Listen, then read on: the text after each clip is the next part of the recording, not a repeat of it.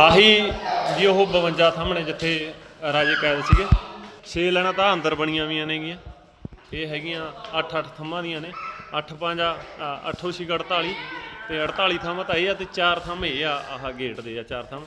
ਇਹਨਾਂ ਨੂੰ ਉਦੋਂ ਜਹਾਂਗੀਰ ਨੇ ਬੰਦ ਕਰਤਾ ਸੀਗਾ। ਆਹ ਜਿਹੜੀਆਂ ਤੁਹਾਨੂੰ ਬੈਠਣ ਖਾਤਰ ਦਿਖ ਰਿਹਾ ਹੈਗਾ, ਇਹ ਹੇਠਾਂ ਤੋਂ ਦਿਖ ਰਿਹਾ ਹੋਊਗਾ। ਇਹ ਇਹਦੇ ਆਸੇ ਪਾਸੇ ਕੰਧਾਂ ਕੱਢ ਕੇ ਇਹਨੂੰ ਜੇਲ੍ਹ ਬਣਾਤਾ ਸੀਗਾ ਜਹਾਂਗੀਰ ਨੇ। ਤੇ ਇੱਥੇ ਕੈਦ ਸੀਗੇ ਜਿਹੜੇ ਸਾਰੇ ਰਾਜੇ ਸੀਗੇ। ਤੇ ਆਪਾਂ ਬਾਈ ਜੀ ਨਾਲ ਵੀ ਕਰਾਂਗੇ ਗੱਲਬਾਤ, ਉਹਨਾਂ ਨੂੰ ਪੁੱਛਦੇ ਹਾਂ ਵੀ ਇਹਦਾ ਇਤਿਹਾਸ ਕੀ ਸੀਗਾ ਤੇ ਕਦੋਂ ਮਹਾਰਾਜ ਇੱਥੇ ਆਏ।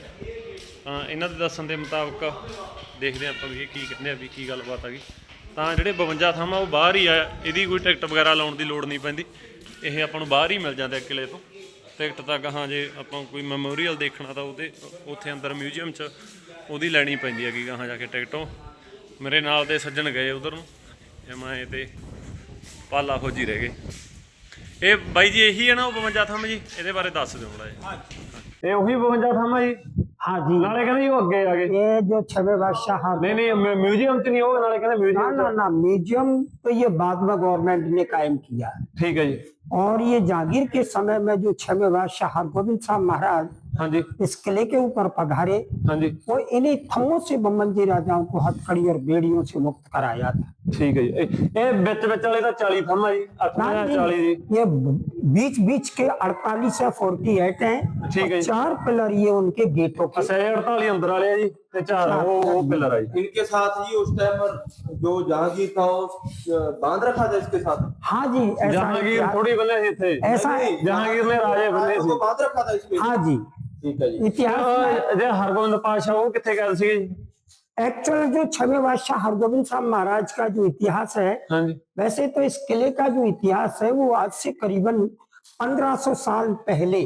नहीं वो तो किले रहता है हरगोविंद पातशाह। एक मिनट, 1500 साल पहले की इस किले की नींव डाली गई है। ठीक है। और जो छवे बादशाह हरगोविंद साहब महाराज पधारे हाँ जी, वो 16वीं सदी में इस किले के ऊपर आए।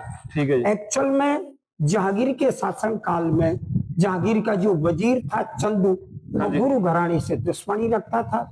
और उस दुश्मनी का कारण था कि उसने अपनी लड़की की सगाई के लिए अर्जुन देव महाराज के पास पत्र भेजा। महाराज ने पहले उस रिश्ते को स्वीकार कर लिया। बाद में चंदू ने अपने आप को बड्डा बताया और गुरु घराने को छोटा बताया। चौवारे दीठ पनारे बिच, ये संगतों को बुरा लगा। संगतों ने पत्र लिखकर महाराज से मना कर दिया, ये रिश्ता नहीं रखना। तभी से वो दुश्मनी रखने लगा। और उस दुश्मनी के कारण ही उसने अर्जुन देव महाराज को लाहौर में शहीद करवाया। उसके बाद में फिर हरगोविंद साहब को भी नाना प्रकार से कष्ट देने की स्कीम बनाता रहा। ठीक है। उसी स्कीम के दौरान उसने जहांगीर से झूठी फरियाद की कि तुमको 7.5 ग्रह लगा है और 7.5 की जाबदी वास्ते 40 दिन के लिए हरगोविंद साहब को ग्वालियर भेजा जाए। तो ये तो एक बहाना था। तो महाराज को कष्ट देना चाहता था। जब समय महाराज से कहा कि तुम्हें 40 दिन के तप के लिए ग्वालियर जाना है, ठीक है। महाराज समझ गए ये चंदू की चाल है। महाराज तैयार हो गए और महाराज के साथ 5 संत जो अर्जुन देव महाराज के साथ में लाहौर गए थे, वही 5 संत हरगोविंद साहब के साथ में ग्वालियर के लिए रवाना हुए। ठीक है। भाई जेठा जी, भाई पेड़ा जी, भाई विधि चंद, भाई नगाह जी, भाई गट्टू जी, 5 संतों को लेकर के महाराज ग्वालियर किले में प्रवेश हुए। ठीक है। मुगल काल में ये पूरा किला जेल के रूप में प्रयोग में लिया गया था। ठीक है। खास करके कठोर कारावास, काल कोठरी की सजा राजाओं को महाराजा मान सिंह के महल जो मान मंदिर बना है उसके अंदर दी जाती थी।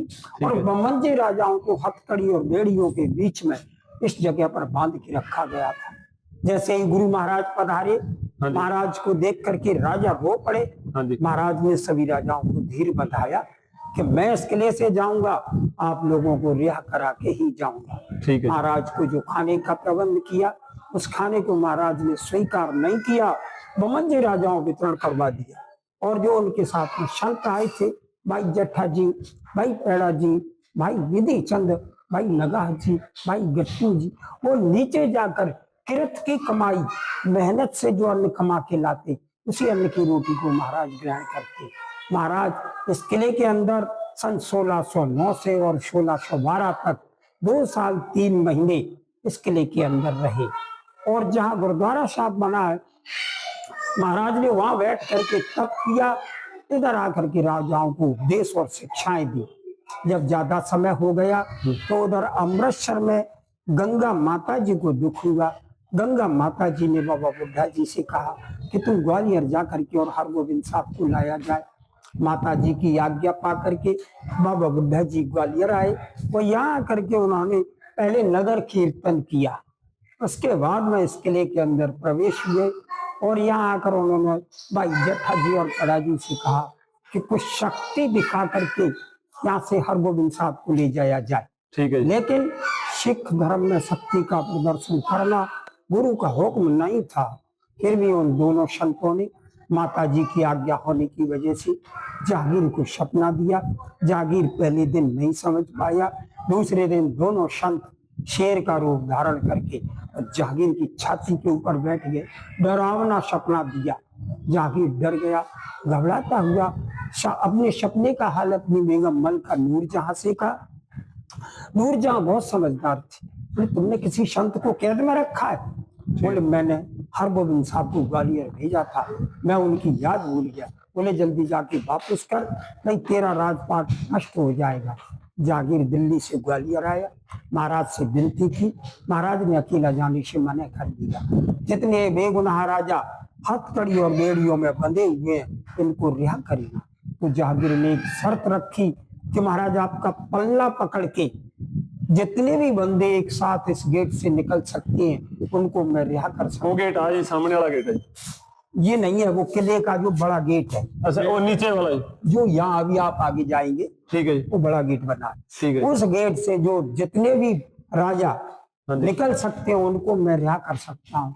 ये शर्त इसलिए रखी कि राजपूत राजा पल्ला नहीं पकड़ेंगे और महाराज का वचन भी पूरा हो जाएगा। लेकिन राजाओं को ये मालूम था ये साक्षात गुरु है, गुरु का पल्ला पकड़ेंगे तो इस किले से तो क्या संसार सागर से पार हो जाएंगे। महाराज ने रातों रात बमंजा कली का चोला पहना, इसमें मामल लड़ी थी, और एक एक बंदे को पकड़ा करके ये जो महल के बाजू से गेट दिया है उस गेट से लेके महाराज नीचे उतरे। जब इसे दाता बंदी छोड़ के नाम से सारी संगतों ने जय जयकार मनाई, खुशियां मनाई। यही इतिहास था महाराज जी। अच्छी बात। बोले सो निहाल। श्री अकाल।